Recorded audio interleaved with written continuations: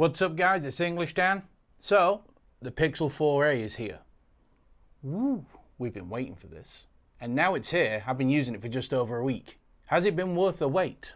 I'll let you know in a second.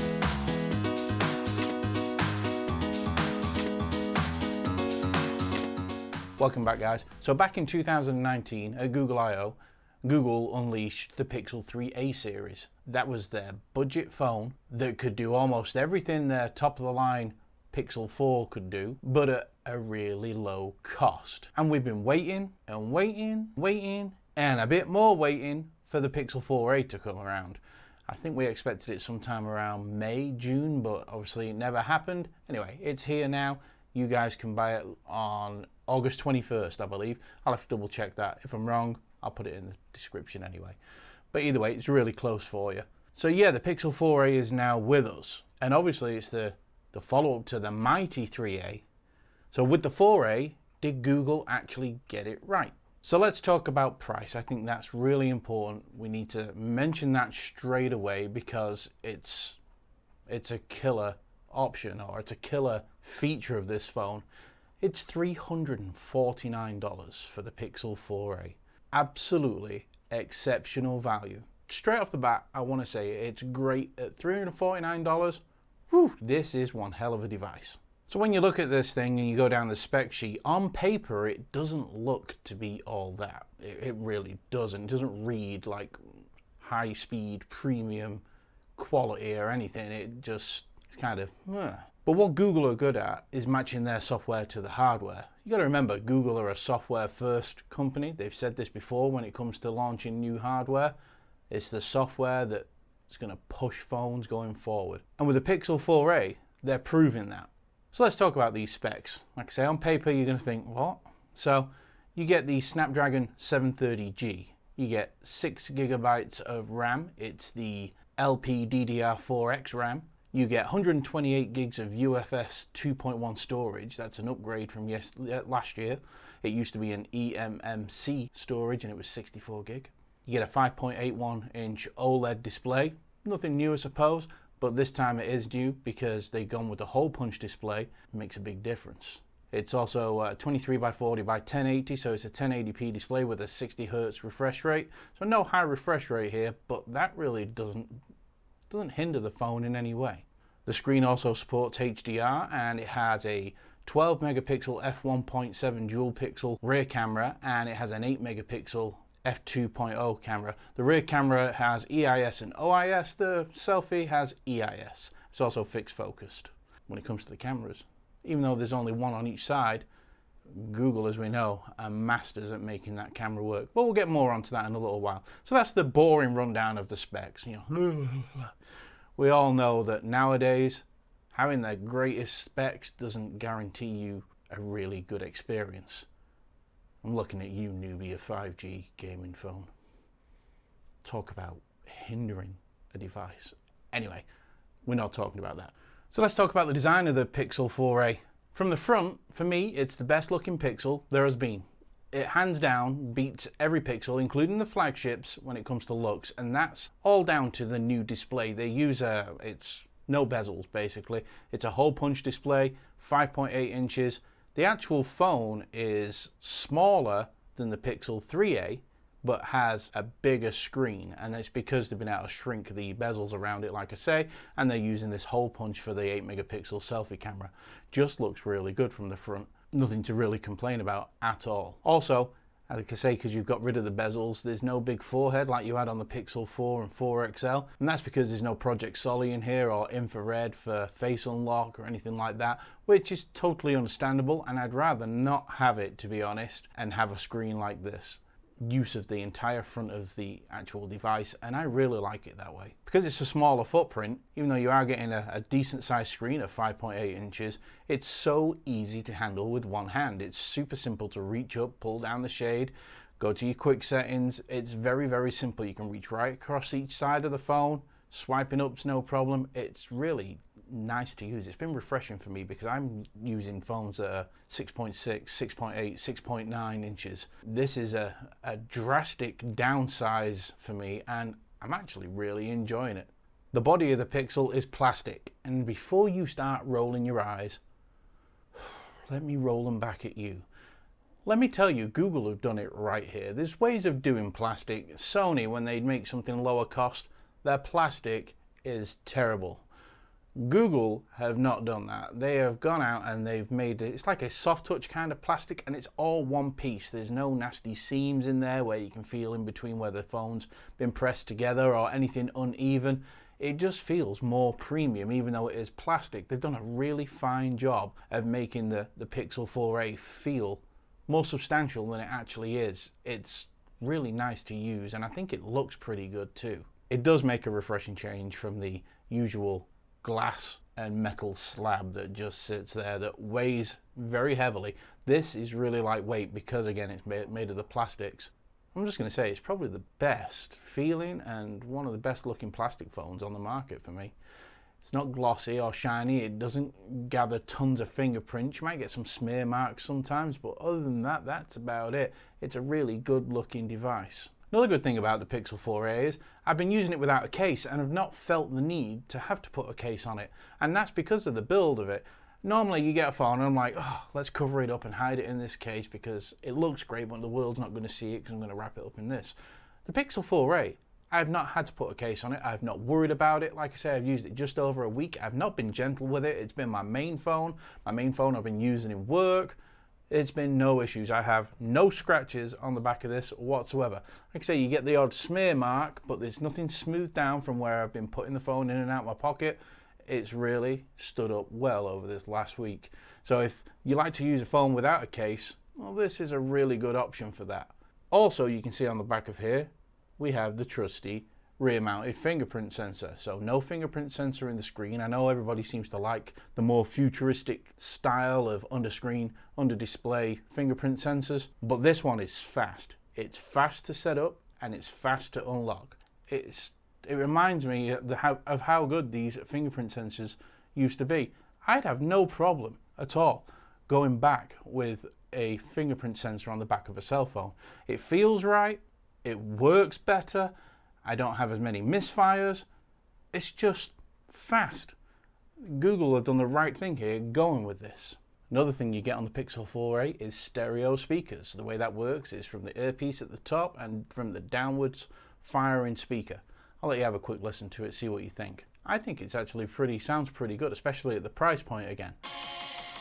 Bass Rebels UK, good for no copyright music.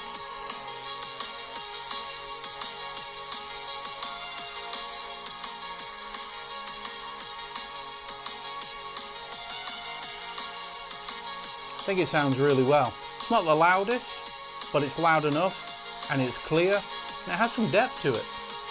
Quite happy with it. And if you don't want to use the stereo speakers, you've got a 3.5mm headphone jack, so you can use your good old wired earbuds or headphones. I think it's great that Google are putting that on this device still. They could have very easily said at this price point, we need to cut back on as many corners as we can and the headphone jack has to go. They've not. They've kept it. Fantastic. Good call, Google. So, no IP rating here, no wireless charging, no 5G, it's just LTE. And, you know, while some people might roll their eyes again at things like that, I don't see it as much of a problem. And here's why. I don't get my phone wet. I don't take it into the bathroom with me to go when I go and have a shower. I don't take it swimming with me or anything like that. I keep my electronics away from water, and I suggest you do too. Just because it has an IP rating doesn't mean it's not going to break. And even if it does break, even if it has an IP rating, your warranty doesn't cover it. So what's the point? Wireless charging, I don't mind that at all. Don't get me wrong, I've got a wireless charger next to the bed, but I also have 65-watt chargers down there, USB-C chargers that I don't mind plugging my phones into. They just sit there and I can pick them up and use them and they'll be still charging. So it's not an issue whatsoever. And as for no 5G, well, Google do have a 5G version of this coming out later in the year along with the Pixel 5 sometime in the fall. But for me, LTE in my area is faster than 5G. Now, one thing I would say when I'm going to go back to wireless charging. Like, it's not an issue to me, but I can understand it might be an issue to some people because some people have got wireless chargers everywhere through the house. And I think if Google maybe upped the price to like $369 and through wireless charging in there, I don't think it'd be detrimental to them whatsoever. I think it'd still be a great deal, and it'd have that extra feature that a lot of people do like. Let me tell you what this phone reminds me of. It's like the spiritual successor to the Nexus 5. Don't know whether you remember the Nexus 5. The Nexus range was the line of phones Google released before the Pixels came on the scene. The Nexus 5 was fantastic. That was also a plastic phone, and this feels like a Nexus device. What I would like to see is this in that bright Nexus 5 red. That'd be fantastic to see this with that great big black body of it, but in bright red with matte black buttons. I'd love to see that. Whether they do bring it out in other colors, who knows, because it does only come in black. Battery has been great on this device, absolutely no issues whatsoever. I did kind of raise an eyebrow and was a little bit concerned when I saw it was a 3140 mAh battery. I was like, 3140 milliamp hours. This isn't going to get me through the day, but it gets me through the day and more, absolutely no problem. It has like an adaptive battery setting in it, and it figures out how you use your phone, and it best uses the battery to your usage, and it works. I can get better battery life out of this than what I was getting out of my Pixel 4 XL. Big difference between the batteries as well, let me tell you, but yeah, really good battery life. It's exceptional, so don't worry when it comes to battery life. Another reason that this gets great battery life is to do with the great software that Google puts on these devices. It's Android 10, and it's the way Google wants Android to be represented. I know a lot of other companies put their own skin on it and things like that, but this is the Pixel version of Android, and for me it's really nice. It's really well done. I know it does eat more RAM than iOS and whatever, blah blah blah, but this doesn't seem to do it. It's so smooth and so good to use. It doesn't get bogged down at all. I'm really impressed with it. It's going to come with Android 11, so that's going to come pretty much as soon as the phone's available for you to buy, within a couple of weeks I would imagine. And you're probably going to get Android 12. Well, I know you're going to get Android 12, and you're probably going to get Android 13 as well. So plenty of updates as well, so you don't have to worry that you're going to get left behind. The thing about the Pixel software, for me, it's relaxed. It's not noisy. It doesn't try to be lightning fast, or it's just there. For me, it's the Android equivalent of iOS.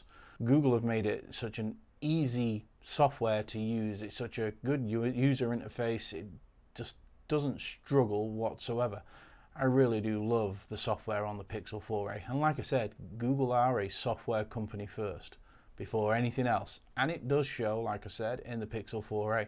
It's very, very smooth. The 730G that's in here, and a lot of people raised an eyebrow when they saw that, and that is also really economical and helps with the battery life. You can game with this, however you may have to turn the settings down a little bit on some of the games, but it will still game, so that's not a problem. It doesn't get sometimes Pixels in the past, like I said, because of the RAM management and that, they could get bogged down a little bit and freeze every now and then, and you know, when you were flicking through multitasking or going through things fast, sometimes they just lag for a second.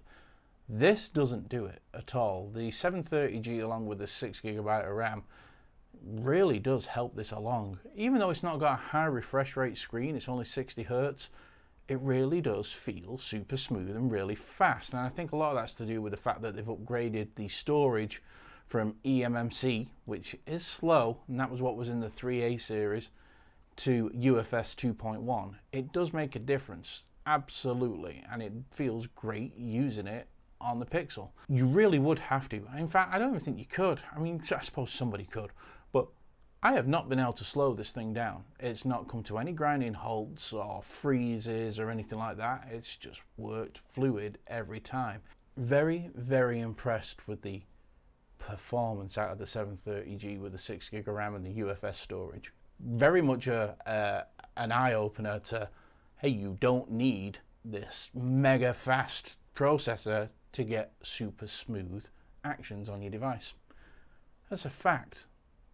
Let's talk about the camera. That's the Pixel's shining star. It's what it's known for, and it's still as good on this. It's as good as the Pixel 4 and the 4 XL, maybe very slightly softer. And I mean, you'd have to have two pictures next to each other and have it in front of your face and looking. The pictures out of this are fantastic, great colors, great HDR, lots of detail, portrait pictures. It takes portraits better than any other camera that I've used in the United States, no doubt. Even the 8 megapixel selfie, great when it comes to taking photographs. Portraits look great, the cutout is awesome. Then you've got astrology mode, where you can look at the stars. It's just great. Night mode on the Pixel is probably the best out of all night modes available in the United States. The Pixel camera experience, even though it's a single camera on the back and a single camera on the front, is up there punching with phones 3 times the price. You know, it takes better pictures than the $1,400 Samsung Galaxy S20 Ultra. That's just a fact. You can get good pictures out of your $1,400 S20 Ultra, but nowhere near as often. The camera in this is point and shoot. You point and shoot, you're getting a great picture every time. It's very rare you get a bad picture with a Pixel. Even with motion and movement, it captures everything so well without very little or any blur whatsoever. Let's talk about video. Pixels haven't been great for video. Everybody. Huh? What's up? Say what's up? Bye bye. So that's just one thing that's their downfall is video. I mean, don't get me wrong, it's not horrible, it's just not the best. And it's a shame. It'd be great if they could concentrate now. They've got the photographs really well. Photography's nailed down.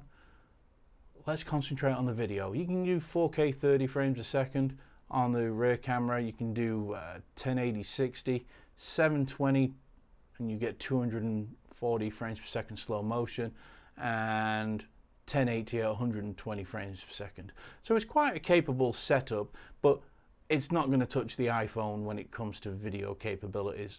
iPhone is probably the best when it comes to video. This is a few steps below that. But as a photography device, nails it. Nails it every time. Fantastic. Like I just said, there's only one lens on the back, so you don't get the telephoto camera lens. So none of the Google Super Red Zoom, I think it was called, where you could zoom in really far and it'd still have a really detailed picture. Now don't get me wrong, you still get digital zoom on this, and it's far better than any other digital zoom that you can get, but it's not as good as the Pixel 4. So that's where the extra lens would come in handy, but I can understand why they've not done that at the price point that they're at. Overall, I really love the Pixel 4a. It has a good screen, has good build quality, the plastic doesn't feel cheap, it's got soft touch to it, it's got a really fast fingerprint sensor, the battery is exceptional, you get 128 gigs of UFS storage, the Snapdragon 730G performs perfectly fine, it's got decent stereo speakers, 3.5mm headphone jack, and the cameras are just out of this world. They're some of the best, if not the best, point and shoot cameras you can get on any phone at any price. What's not to love when it comes to that? It's absolutely amazing that Google can release such a device for such little money. Now, don't get me wrong, you can't get it in black. You can't get it in any other color than black. It only comes in one size, so there's no XL this year. But that's not a problem to me. It's actually been nice using this phone at 5.81-inch screen on it. It's been really nice to be able to use the phone without having to do hand gymnastics to, you know, get to the top of the screen and swipe across and things like that. Google have actually nailed the size of this device. It's perfect. For me, anyway, absolutely perfect to use. I still get plenty of screen to watch media on, but I can also use it just really easy with one hand. It's lightweight, it's durable, it's just a really, really good device. I said this before and I'll say it again. This feels like the most Nexus device we have had since the Nexus 6P. It really does remind me of like a sequel to the Nexus 5, and that is a great thing because the Nexus 5 was a superb Nexus, if not the best. I love the Nexus 5, I love the Google Pixel 4a. I'm going to go all out and say this is probably the best Pixel Google have made so far. When you bundle everything together and then you look at the price point at $350, it's incredible what you're getting with this device for such a low price. It's punching well above its weight in all areas. just go buy it. There's no point even going looking at like your Moto G7s or 8s or One Actions or whatever they're called. And unless you're into iOS and you're into the Apple ecosystem, this is better than that. All right, it's not got a faster chipset. The iPhone SE does have the same chipset as the iPhone 11 Pro, but it's also hampered by an 1800 milliamp hour battery, and you get lucky if you get 2.5 hours screen on time. The Pixel, unless you're in the Apple ecosystem, the Pixel is definitely a better device for me. All right, guys, that's the Pixel 4a. This is English Dan, and I'll see you later. Thanks.